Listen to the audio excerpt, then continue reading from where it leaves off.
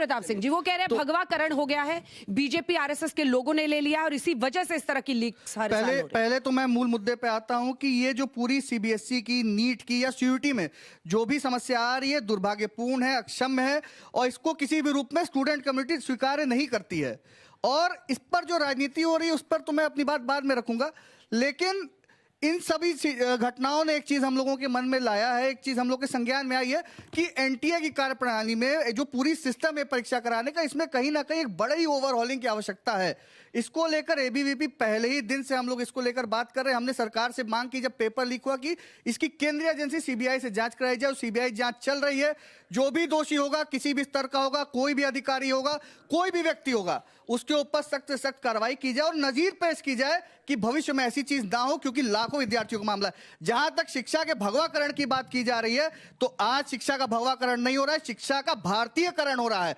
आज त्रिभाषा नीति से, भारत आधारित शिक्षा नीति से, देश में भारत आधारित शिक्षा नीति 2020 में आई। त्रिभाषा नीति, भारत के विद्यार्थी भारतीय भाषा भी सीख सके, अब आ रही है। तो ये शिक्षा का भारतीयकरण हो रहा है। जिनको उससे दिक्कत है उसको अलग अलग चीजों का नामकरण कर रहे हैं, वो समझने में फेयर है। बीजेपी के प्रवक्ताओं को मुबारक हो। एक ऐसी शिक्षा नीति, हर साल नीट का पेपर होता है, उसके बाद रिजल्ट से बड़ा डर ये लगता है कि तमाम बच्चे सुसाइड ना कर लें। कल के दिन एक बच्चे के सुसाइड हुआ, सुसाइड नहीं, वो हत्या करी गई। 2024 के अंदर मैंने खुले तौर पर देवेंद्र प्रधान जी के घर के बाहर गया, एनटीए के डायरेक्टर से मिलने गया कि इस पेपर में धांधली है, अभी अपने ऊपर लगाम लगा लो वरना 25-26 और मुश्किल में खड़ा हो जाएगा। तो धर्मेंद्र प्रधान जी प्रेस कॉन्फ्रेंस के माध्यम से बच्चों की बजाय एनटीए का बचाव करते नजर आते थे। अंजना जी, मैं एक आपका समय ज्यादा लूंगा, 1 मिनट फालतू लूंगा, एक आपको एग्जाम्पल देना चाहूंगा। भंडारी जी को मैंने भी 1 मिनट के लिए इंडिया टुडे का मालिक बना दिया और ये डायरेक्टर है सिर्फ 1 मिनट के लिए, लेकिन और यहाँ पे तमाम ये सारे लोग हैं वो इंडिया टुडे के एम्प्लॉय हैं, ये पूरी बिल्डिंग है। अब सारे जितने भी स्टेक होल्डर्स होंगे जिन्होंने पैसा दिया, वो सब लायबल भंडारी जी के ऊपर हो गए कि इतने बड़े 500,000 लोगों का एम्प्लॉय, इंडिया टुडे की इतनी पुरानी क्रेडिबिलिटी। मैं भी पहली बार, वरना मैं शो में आना पसंद नहीं करता, मैं आया मुझे लगता था शायद बच्चों को न्याय मिलेगा, बच्चों की बात होंगी। तो ये 1 मिनट के लिए डायरेक्टर बने अभी इंडिया टुडे के, और सारी सुरक्षा की जिम्मेदारी, सारे स्टेक होल्डर्स की जिम्मेदारी, सब जिम्मेदारी इनकी जो देवेंद्र प्रधान के कंधों पर देश के प्रधानमंत्री जी ने रखी थी।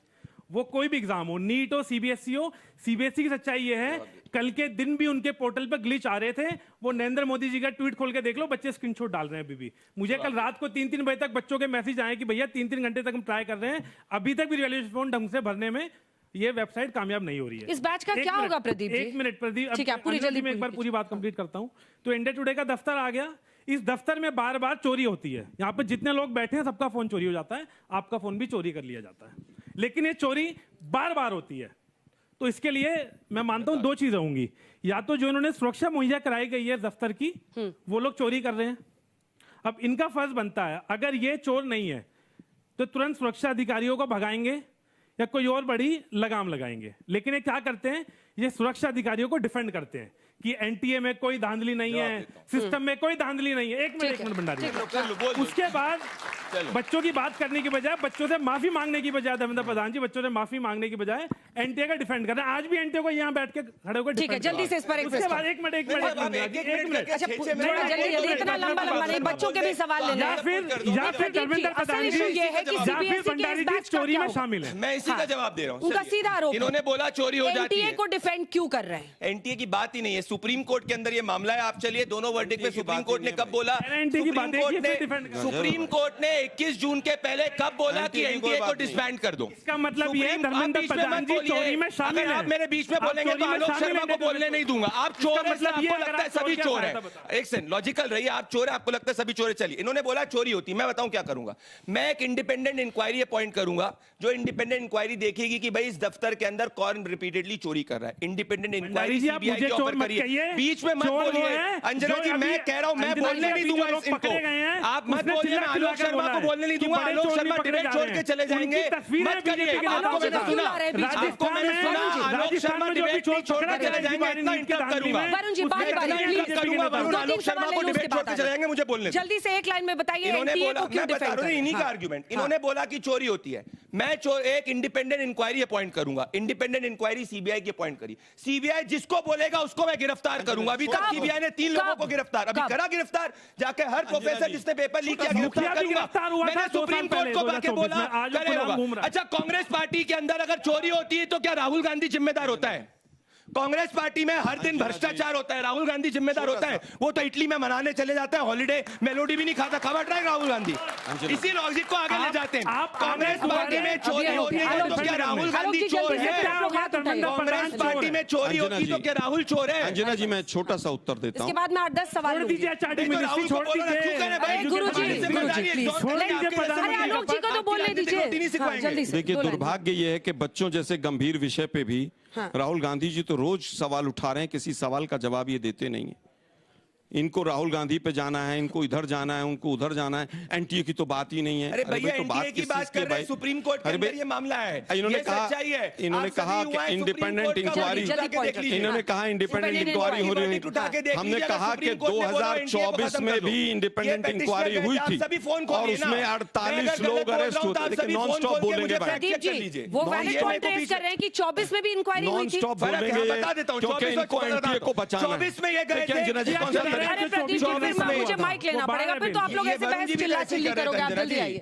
24 के अंदर सुप्रीम कोर्ट ने बोला था कि पेपर कंडक्ट करना चाहिए। प्रदीप जी, अंजना जी, एक मिनट, मैं एक बात कह दूं इनके सवाल का जवाब। कीजिए सर, फिर बच्चों को भी सुनना 2024 है। में इसी सीबीआई ने इंक्वायरी की, 48 लोग अरेस्ट हुए, उसका किंग पिन बताया गया मुखिया कोई, वो आज भी खुला झूठ है, वो अरेस्ट हो चुका है। चलिए, ये भी झूठ है, मुखिया अरेस्टेड है अभी जेल के अंदर है। बचाव कर रहे हैं सामने दिग्विजय सिंह का गलत बोल रहे हैं। जो 2024 का किंग पिन है, अरे तुम्हारा भाई होगा यार, तुमको फोन करता होगा, तुम्हारे साथ बात करता होगा, तुम भ्रष्टाचारी कांग्रेसी, तुम्हें पता होगा। जी, ऐसा लग रहा है, बात करो, मुखिया इनका फूफा है, ऐसा लग रहा है। फूफा नहीं है भैया, मैंने जेल में डाला है, मुझे पता है। कैसे बचाव कर रहे हैं? तुम जॉर्ज सोरोस के फूफा हो, तुम हाफिज सईद के फूफा हो, तुम्हारे भ्रष्टाचारी के फूफा हो। इनकी सच्चाई है। चलिए, अब हम लोग का मनोरंजन तो हो गया, मनोरंजन हो गया ना। बीजेपी और एबीपी आज दोनों संगठन ने सौभाग्य की सवाल करने का अवसर मिला। एक है विश्व की सबसे बड़ी पार्टी, एक है विश्व की सबसे बड़ी छात्र संगठन।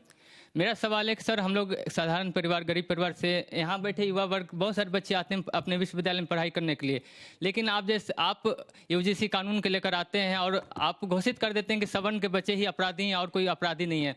और हम लोग कंपटीशन की तैयारी भी करते हैं तो कभी पेपर लीक होता है, कभी कुछ होता है, हमें जाने में भी खर्च होती है सर हमारी, और हमारे हर जगह खर्च होते हैं, जाने में, रहने में, खाने पीने, हर जगह में। हर बार आप लोग पेपर लीक करते हैं, हर बार होता है। एनटीए तो इसीलिए बना था ना कि पेपर लीक ना हो, फिर भी आपके यहाँ भ्रष्टाचारी हो रहा है। सर, जब किसी के द्वारा किसी की सुसाइड हो जाती है, किसी के कहने से किसी को बुरा लगता है, वो सुसाइड कर लेता है, तो उसमें बीएनएस की धारा 109 लगती है। लेकिन ये जो पेपर लीक होने की वजह से इतने बच्चे सुसाइड कर लेते हैं, इन पे ये कब लागू होगी? इन्हें कब सुसाइड का इन्हें मिलेगा और कब ये लागू होगी और कब इनको सजा होगी? सर बिल्कुल, इन पर कौन सी धाराएं आप लगाएंगे? राजस्थान में कांग्रेस की सरकार में 5 सालों में 18 पेपर लीक हुए, चाहे वो रीट की घटना हो, चाहे राजस्थान एडमिनिस्ट्रेटिव सर्विस की घटना हो।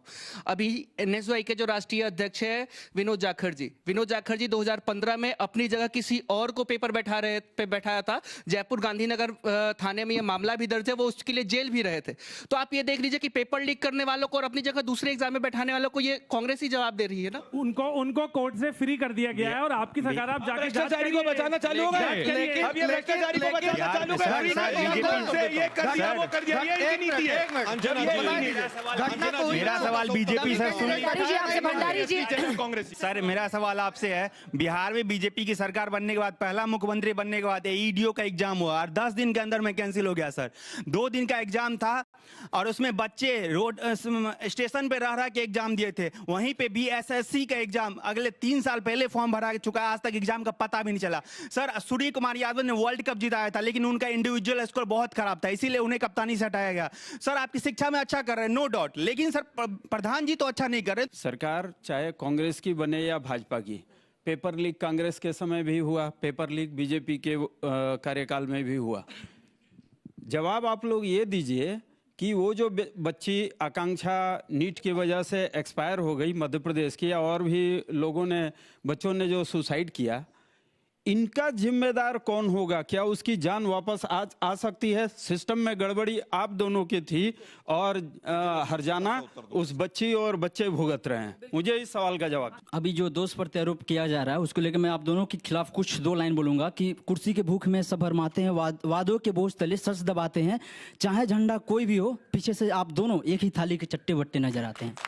और क्वेश्चन है अभी जो सीबीएसई में जो ओएसएम का स्कैम जो भी आया है, आपने क्या किया कि उसके चेयरपर्सन और जो भी उसको ट्रांसफर कर दिया, तबादला कर दिया। सर अगर हमें दस्त लगे ना तो अंडरगारमेंट्स चेंज करने से नहीं होता। अभी जरूरत है हमारे अकाउंटेबिलिटी के लिए, हमारे एजुकेशन मिनिस्टर को रेजिग्नेशन पूरे दायित्व के साथ देना चाहिए। और मैं इसलिए बोल रहा हूँ कि मैं भी एक राइट विंग का ही छात्र हूँ और ये बोलना एक स्टूडेंट के नाते, मैं पॉलिटिकल नहीं बल्कि एक स्टूडेंट की बात करना चाहता हूँ, क्योंकि एक साथ सीयूईटी, नीट, तमाम एग्जाम के पेपर लीक हो रहे हैं। ये छात्रों के साथ ये जवाब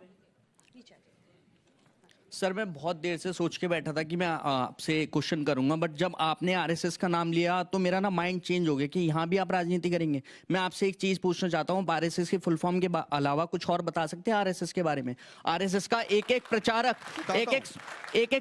एक एक स्वयं सेवक अपनी पूरी जिंदगी लगा देता है। एक एक प्रचारक अपना घर बार, माँ बाप बहन सबको छोड़ के आता है अपनी देश सेवा के लिए, और आप यहाँ पर भी आके राजनीति कर रहे हो। मैं चाहता था कि मैं प्रदीप जी से क्वेश्चन पूछूं, पर यहाँ पर भी आप आके राजनीति कर रहे हो। सर ये आपकी राजनीति कब तक चलेगी? एक छोटा डायरेक्ट सवाल है तो आप मैं आरएसएस के बारे में कहा कि फुल फॉर्म के अलावा आरएसएस वो संगठन है जिसने आज तक अपना रजिस्ट्रेशन नहीं कराया है।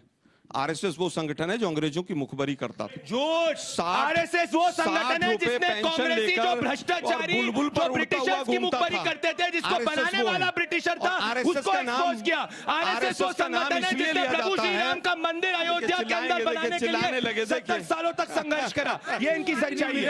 ये अर्बन नक्सली ये अपने आप को एक्सपोज कर रहे हैं, ये अपने आप को एक्सपोज कर रहे हैं। एक्सपोज हो गए अब नीचे तक एक्सपोज। सवाल सुनिए प्लीज। आरएसएस मैंने कहा था मुझे पहले आलोक जी, हाफिज सईद की गुलामी करने वाले लोग, हिंदू आलोक जी, कहने वाले लोग, ये इनकी सच्चाई है। आलोक जी, इसीलिए मैंने कहा था सवाल सुन लीजिए बच्चों के बीच में होगा। हल्ला नहीं, हल्ला नहीं। मुस्लिम लीग इंडियन यूनियन मुस्लिम मैं ये शो नहीं, एक सेकंड